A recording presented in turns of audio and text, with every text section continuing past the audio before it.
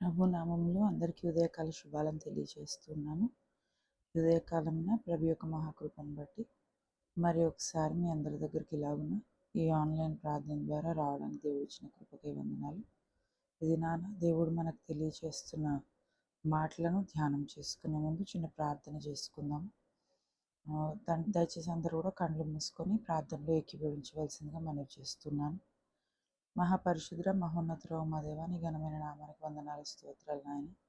ఉదయకాలంలో ఇలాగున నీ సన్నిధిలో ప్రార్థించగలిగే భాగ్యం మాకు ఇచ్చిన దేవా, నీకు వందనాలు నాయన. గతించిన అలాంటి దినాలలో నీవు మాయడలో చూపించిన నీ కృపకై స్తోత్రములు. ప్రతిదిన వాక్యముల ద్వారా మమ్మల్ని బలపరుస్తున్న తండ్రి, ఈ దిన వాక్యము ద్వారా కూడా మమ్మల్ని బలపరిచి నీ యొక్క సంసిద్ధతను మాకు దయచేసి నీ వాక్యములు గ్రహించగల మనసును స్థితిని మాకు దయచేసి మహిమ పొందమని వాక్యమై మన మధ్య వెలిసిన యేసునామం అడిగి వేడుకొనిచున్నాం తండ్రి, ఆమేన్. ఇది ప్రియ స్నేహితులారా, దేవుని వాక్యాన్ని మనము చదువుకునే వారమై ఉందాము. మత్తయి సువార్త 23వ అధ్యాయం 13వ వచనం నుండి ఇలాగున రాయబడి ఉంది. అయ్యో వేషధారులైన శాస్త్రులారా, పరిసయ్యులారా, మీరు మనుషులెదుట పరలోక రాజ్యమును మోయుదురు, మీరందులో ప్రవేశింపరు, ప్రవేశించు వారిని ప్రవేశింపనీయరు. అయ్యో వేషధారులైన శాస్త్రులారా, పరిసయ్యులారా, ఒకని మీ మతంలో కలుపుకొంటకును మీరు సముద్రమును భూమిని చుట్టి వచ్చెదరు. అతడు కలిసినప్పుడు అతని మీకంటే రెండింతల నరకపాత్రునిగా చేయుదురు. అయ్యో అందులైన మార్గదర్శకులారా, ఒకడు దేవాలయము తోడని ఒట్టు పెట్టుకుంటే అందులో ఏమీ లేదు గాని దేవాలయంలోని బంగారం తోడని ఒట్టు పెట్టుకుంటే వాడు దానికి బద్దుడని మీరు చెప్పుదురు. అవివేకులారా, అందులారా, ఏది గొప్పది, బంగారమా? బంగారమును పరిశుద్ధపరచు దేవాలయమా? మరియు బలిపీఠము తోడని ఒకడు ఒట్టు పెట్టుకుంటే అందులో ఏమీ లేదు కానీ దానిపైనుండు అర్పణ తోడని ఒట్టు పెట్టుకుంటే దానికి బద్దుడని మీరు చెప్పుదురు. అవివేకులారా, అందులారా, ఏది గొప్ప, అర్పణమా? అర్పణమును పరిశుద్ధపరచు బలిపీఠమా? బలిపీఠము తోడని ఒట్టు పెట్టుకునివాడు దాని తోడనియు దాని పైనుండి వాటన్నిటి తోడనియు ఒట్టు పెట్టుకొనుచున్నాడు. చూడండి, ఇలాగున మనం 33వ వచనం వరకు చదువుకున్నట్లయితే, ఇది యేసుక్రీస్తు ప్రభుల వారు వేషధారణ కలిగిన శాస్త్రులను, పరిసయ్యులను, సద్దుకయ్యులను ఇది వారి యొక్క వేషధారణ జీవితాన్ని బట్టి గద్దిస్తున్నట్లు మనం చూస్తూ ఉన్నాం.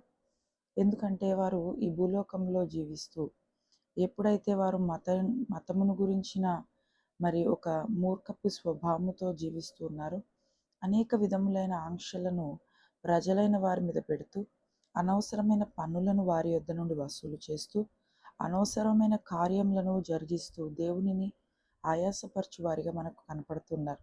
అందుకే దినాన యేసయ్య శాస్త్రుల గురించి, పరిసయ్యుల గురించి ఏం మాట్లాడుతున్నారంటే, మీ వేషధారణ లేదా మీ అంధత్వము, ఆత్మీయమైన ఈ గ్రుడ్డితనం నుండి మీరు ఎప్పటికీ బయటకు వస్తారు అని యేసయ్య ఈ దినాన వారి యొక్క ప్రతిక్రియను ఆయన గద్దిస్తున్నట్లు మనం చూస్తూ ఉన్నాం. ఆయన మొట్టమొదటిగా చూసుకున్నట్లయితే 13వ వచనంలో మరి మనం చదివాం నిన్నటి దినాన, విధవరాండ్ల గురించి, వారి యొక్క స్థితిని గురించి రాయబడిన స్థితి.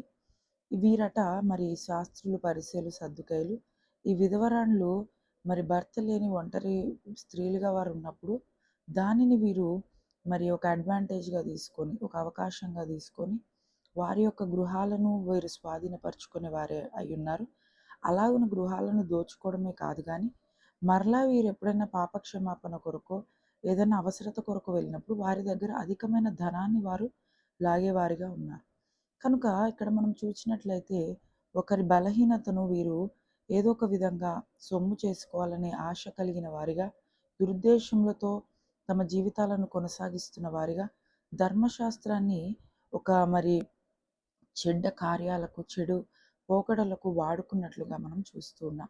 అలాగే 14వ వచనంలో కూడా మనం చూసినట్లయితే, ఎవరిని వీరు మతంలోనికి రానివ్వరు. ఎందుకు అనంటే, ఎవరన్నా అన్యులు ఒకవేళ మేము యూదా మతంలోనికి వస్తాము, మేము దేవుని ధర్మశాస్త్రాన్ని అనుసరిస్తాము అన్నప్పుడు వారు సున్నతి పొందాలి, బాప్తిస్మము పొందాలి. వారు చేయవలసిన నియమ నిబంధనలు అంటే 10 ఆజ్ఞలను పాటించడము వారు చేయవలసిన నియమ నిబంధనలు. ఇవన్నీ చేసే విషయంలో వారట ఎవరిని రానిచ్చేవారు కాదు. ఒకవేళ అలాగున రావాలి అనుకుంటే వారు ఎంతో కొంత సొమ్మును చెల్లించవలసిన ఆవశ్యకత వారు కల్పించేవారంట. అలాగే వీరి పరిస్థితి మనం చూసుకున్నట్లయితే ప్రతి విషయాన్ని కూడా మరి ధనానితో ముడిపెట్టిన వారిగా వారి స్థితి మనకు కనబడుతుంది. కనుకనే దేవుడు ఇక్కడ మరి యేసయ్య ఏమని గద్దిస్తున్నారంటే 15వ వచనంలో, మీరు ఏమై ఉన్నారు అనంటే, మీరు నరకపుత్రులై ఉండి ఇతరులను కూడా నరకపుత్రులుగా మార్చువారై ఉన్నారని ఆయన చెప్పుచున్న మాటను మనము ఇక్కడ గమనించొచ్చు. అతని మీకంటే రెండింతలు నరకపుత్రునిగా మీరు చేయుదురు. దేవుని యొక్క క్రియలు మనుషుల ఆలోచనలకు అర్థం కావు అన్న మాటకు మనం ఇక్కడ గమనించాల్సింది ఏంటంటే, వీరు వారి స్వలాభము కొరకు అనేకమైన చెడు అలవాట్లను కలిగిన వారే, అనేకమైన దురలవాట్ల చేత పట్టబడిన వారే ఉండి, వారితో పాటు మరి దేవుని యొక్క సన్నిధికి చేరాలనుకుంటున్న వారి యొక్క జీవితాలను నాశనం చేస్తూ నరకపుత్రులుగా వారిని మారుస్తున్నారు. అంటే ఇక్కడ ఈ మాటకు అర్థం ఏంటంటే నరకమునకు పాత్రుడు లేదా మహాద్రోహి. ఎవరికి ద్రోహి అంటే దేవునికి, దేవుని ఆజ్ఞలకు, దేవుని ధర్మశాస్త్రానికి ద్రోహిగా మనకు కనపడుతున్నారు. ఇక్కడ మనపూర్వకముగా మతమును అంగీకరించి వారిని వారు రానివ్వకపోగా అన్యులలో నుండి వచ్చేవారిని ఎంకరేజ్ చేస్తూ వారు కేవలము మరి అన్య స్థితులను విడిచిపెడితే చాలు, అన్యజనుల విధులను వారు విడిచిపెడితే చాలు అని వారు మరి ప్రతి విషయంలోనూ నీవు కేవలం ఇవి విడిచిపెట్టావు కానీ సున్నతి పొందలేదు, బాప్తిస్మం పొందలేదు, లేదా నువ్వు పదాజ్ఞలను పాటించలేదు కాబట్టి అవి చేయకపోయినా నువ్వు సొమ్ము చెల్లిస్తే సరిపోతుంది అనే ఒక పద్ధతిని వీరికి నేర్పించిన స్థితిని మనం చూస్తూ ఉన్నాం. అందుకే దేవుడు 16 నుంచి 22 అలాగే 23 ఇలాగ మనం వచనాలు చదువుకుంటూ పోతే వారిని ఏమని పిలుస్తున్నారంటే, మీరు అందులైన మార్గదర్శకులు. అంటే వీరికే ఏమీ కనపడదు. అలాంటిది వీరు ఇతరులను దేవుని వైపునకు మేము నడిపిస్తున్నామని ఒక బాహ్యమైన ఆర్భాటపు స్థితిని కనపరుస్తూ, మేము దేవుని ధర్మశాస్త్రాన్ని ఫాలో చేస్తున్నాము, మేము ఎంత గొప్పగా ఉన్నామో మీరు మమ్మల్ని చూసి నడవండి అనే స్థితిలో మరి వారి యొక్క జీవితాలను అనేకులకు చూపిస్తున్నట్లు మనం చూస్తున్నాం. కనుక వీరి దగ్గర మనం ఏం చూడొచ్చు అంటే వారి చూపులో అపవిత్రత, నేత్ర అపవిత్రత వారిలో ఉంది. వారి మాటలలో, వారి చేతలలో, సమస్తంలో కూడా అపవిత్రమైన స్థితి మనకు కనపడుతుంది. అందుకే దేవుడు 16వ వచనంలో ఏమంటున్నాడంటే, మీకు బాహ్యమైన బంగారం వాటిపై లేదంటే అలాంటి వాటి మీద, వస్తువుల మీద, బాహ్యమైన వాటి మీద మీకు ఆశ కలిగి ఉన్నారు. కనుక దేవుడి దినాన్ని ఏమంటున్నాడంటే మీకు బాహ్య శుద్ధి ఎంతో అవసరము అని మనకి ఇక్కడ మాటల్లో చెప్తున్నట్లు మనం చూస్తూ ఉన్నాం. అందుకే మరి బలిపీఠమును, మందిరమును ఇవన్నీ కూడా దేవునికి సంబంధించినవే కానీ వీటి వలన కూడా మేము లాభము పొందాలి అనే ఆలోచనతో వారు నడుచుకుంటున్నట్లు మనకు కనపడుతుంది. వీరి ఆలోచన అంతా ఎలా ఉందంటే ఆ బలిపీఠము, ఆ యొక్క సన్నిధి దేవుని యొక్క ఆలయము, దేవుడు దిగి వచ్చి మాట్లాడే చోటు అనే ఆలోచన లేదు కానీ వాటి ద్వారా మేము ఏమి లాభపడగలుగుతాము, ఏం బెనిఫిట్స్ పొందుకుంటాము అనే స్థితిని వారు ఎక్కువ సార్లు ప్రదర్శించినట్లు మనం చూడవచ్చు. అలాగే 23వ వచనంలో కూడా మనం చూసినట్లయితే వీరు దశమ భాగము ఇచ్చే అలవాట్లో కూడా ఒకవేళ వారు దశమ భాగం ఇస్తున్నా వారిలో ఏమీ లేదంటున్నాడు దేవుడు. అంటే ఇక్కడ న్యాయము, కనికరము లేకుండా వారు కనపడుతున్నారు దేవునికి. కనుకనే దేవుడి దినాన వీరిని ఎంతో గద్దిస్తూ ఉన్నారు. ప్రతి వచనంలో మనం చూస్తే ఆయన ఏమన్నారంటే, వేషధారులైన శాస్త్రులారా, పరిసయ్యులారా. ప్రతి వచనం స్టార్టింగ్లో మనం గమనిస్తే అక్కడ మీ స్థితి ఎలా ఉందంటే వేషధారణ. మీరు ధర్మశాస్త్రంలో ప్రధానమైన విషయాలు అనగా న్యాయమును, కనికరమును, విశ్వాసమును విడిచిపెట్టితిరి. వాటిని మానక వీటిని చేయవలసి ఉంది. అంటే ఇక్కడ మనం చూసినట్లయితే ప్రతి దానిలో నువ్వు 10వ వంతు తీసినాను, నువ్వు ఎప్పుడైతే నీతిగా, న్యాయముగా, కనికరము కలిగి, విశ్వాసము కలిగి జీవించట్లేదో అప్పుడు నీవు ఎన్ని చేసినా అవన్నీ కూడా వ్యర్థమే. దేవుడు ఇక్కడ ఒక కఠినమైన మాట అంటారు చూడండి, మీరేంటంటే అందులైన మార్గదర్శకులారా, దోమ లేకుండానట్లు వడగట్టి ఒంటెను మృంగువారు మీరే. ఏదో దోమ ఉంది దీంట్లో అని చెప్పి వడగట్టుకొని దాంట్లోంచి మీరు ఏం మింగివేస్తున్నారంటే వంటను. అంటే అంతకంటే భయంకరమైన పాపాలను మీ జీవితంలోనికి ఎంటర్ చేసుకుంటూ మేమేదో చిన్న దశం భాగం ఇస్తున్నాము, లేదా మేమేదో కృతజ్ఞత కానుకిస్తున్నాం అంటున్నారు. కానీ మీలో ఉండవలసిన దయ, జాలి, కరుణ, న్యాయము, నీతి, దేవుని పట్ల విధేయత, విశ్వాసం ఇవేవి లేవు. కానీ మేమేదో ఆర్భాటంగా మందిరాల్లో నిలబడి మేము అన్నింటిలో పుదీనాలో, సోంపులో కూడా దశం భాగం ఇస్తున్నామని చెప్పుకుంటాం. కానీ దేవుడి దినాన మనలను కూడా వారి యొక్క మాటలను బట్టి మనలాంటి వేషధారులు ఎవరైనా మనలో ఉంటే కూడా దేవుడు వారిని గద్దిస్తున్నారు. నువ్వు బాహ్యంగా మందిరాల్లో నిలబడి దేవుడు నాకు ఇంత చేశాడు, అంత చేశాడని ఆర్భాటపు సాక్ష్యములు చెప్పి దేవుని దగ్గర నువ్వు కానుకలు ఇచ్చిన, దశంభాగములు ఇచ్చిన సరిపోవు కానీ నీ హృదయమును ముందు దేవునికి ఇవ్వాలి. నీ నడవడికను దేవునికి ఇవ్వాలి. నీ యొక్క విశ్వాస క్రియలను దేవునికి కనపరచాలి. ఇతరుల ఎడల కనికరము కలిగిన బిడ్డవిగా, నీ పనిపాటల్లో నీవు జీవిస్తున్న జీవితంలో న్యాయమును నీతిని కలిగిన బిడ్డగా ఉన్నప్పుడే దేవుడు నిన్ను మరి ఆయన బిడ్డగా యాక్సెప్ట్ చేస్తారు. నీలోని వేషధారణ స్థితి లేదు అని దేవుడు ముందుగా ఒప్పుకుంటారు.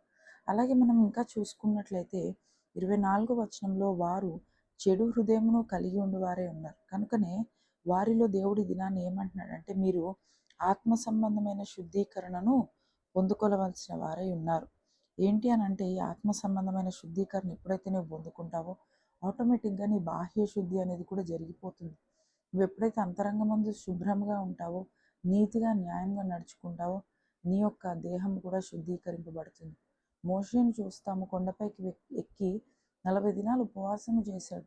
ఏమీ ఆహారాలు పుచ్చుకోలేదు, నీళ్లు త్రాగలేదు. ఏమీ లేకుండా దేవుని ధర్మశాస్త్రాన్ని, దేవుని సన్నిధిని ఆశ్రయించినప్పుడు తన ముఖము వెలిగింపబడింది. నీ ముఖకాంతికి మేము చూడలేకపోతున్నాము, మేము ముసుగేసుకొని రా అని ప్రజలైన వారు చెప్పిన మాటలను మనం వింటున్నాం. ఇక్కడ మనకి ప్రాముఖ్యమైనది ఏంటంటే దేవుని సన్నిధిలో మనం గమనించాల్సింది ఏంటంటే దేవుని బిడ్డలముగా మనము బాహ్య శుద్ధి పొందాలంటే ఫస్ట్ లోపల నుండి మనం శుద్ధీకరింపబడాలి. మన అంతరంగము మనం ఆత్మీయంగా శుద్ధీకరణ పొందినప్పుడు మన బాహ్య జీవితం ఆటోమేటిక్గా శుద్ధీకరింపబడుతుంది.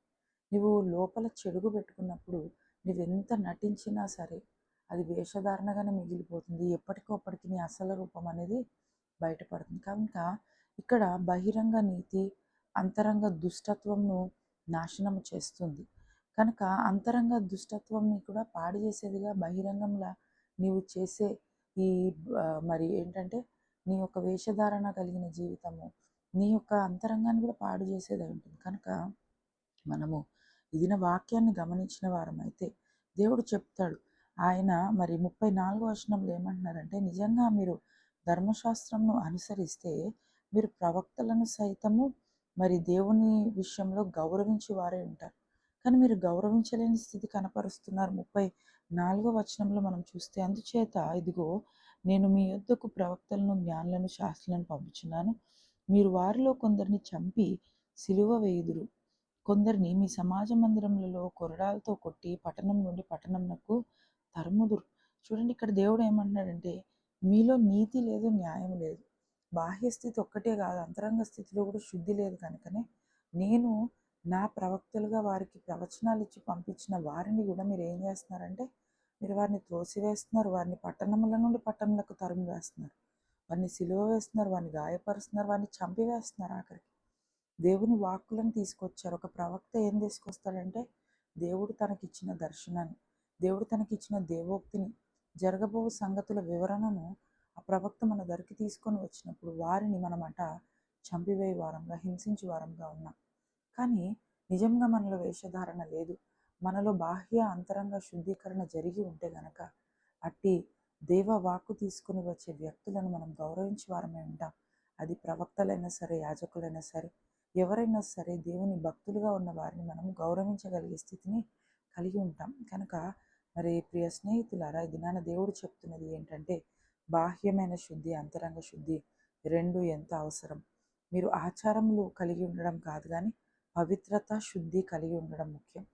ఏదో నేను ఫలానాది చేసేసాను, ఈ 40 దినాలు నాకు ఉపవాసం ఉండాలి కాబట్టి తిండి మానేశాను, ఈ 40 దినాలు నేను నాన్ వెజ్ తిన్నాను, ఈ 40 దినాలు నేను చెప్పులు వేసుకొని నడవను అంటే కాదు. కానీ నీ స్థితి ఎక్కడి నుంచి ప్యూరిఫై అయి ఉండాలి, ఎక్కడి నుంచి నువ్వు దేవుని చేత శుద్ధీకరింపబడి ఉండాలంటే నీ అంతరంగ హృదయంలో నుండి నీ యొక్క బహిరంగ శరీరం వరకు శుద్ధీకరణ పొందినప్పుడే నీవు ప్రతిదీ కూడా ఆచారంగా కాక దానిని ఒక ఆత్మీయ విషయంగా దేవుని సన్నిధిలో చేయగలుగుతావు. కనుక ఇది నాన్న చెప్తున్న దేవుని వాక్యం ఏంటంటే వేషధారుల వల్లే మన జీవితాలను ఉంచుకోకూడదు, కానీ మనము ఎటువంటి స్థితి కలిగి ఉన్నను దేవునికి మహిమార్థమే మనం జీవించగలిగి శుద్ధీకరణ పొందుకున్న వారమే దేవుని సన్నిధిలో జీవించు వారమే ఉండాలని దేవుని యొక్క కృపను బట్టి, దేవుడు మనకిచ్చిన వాక్కులను బట్టి మనము అంతరంగ బహిరంగ శుద్ధి కలిగిన వారిని దేవుని యొక్క ప్రజలుగా తన విశ్వాసం చేత, తన యొక్క పరిశుద్ధమైన స్థితి చేత, పరిశుద్ధ ఆత్మ చేత నింపబడిన వారిని మన క్రియలను పరిశుద్ధపరచుకున్న వారిని ఉండేలాగా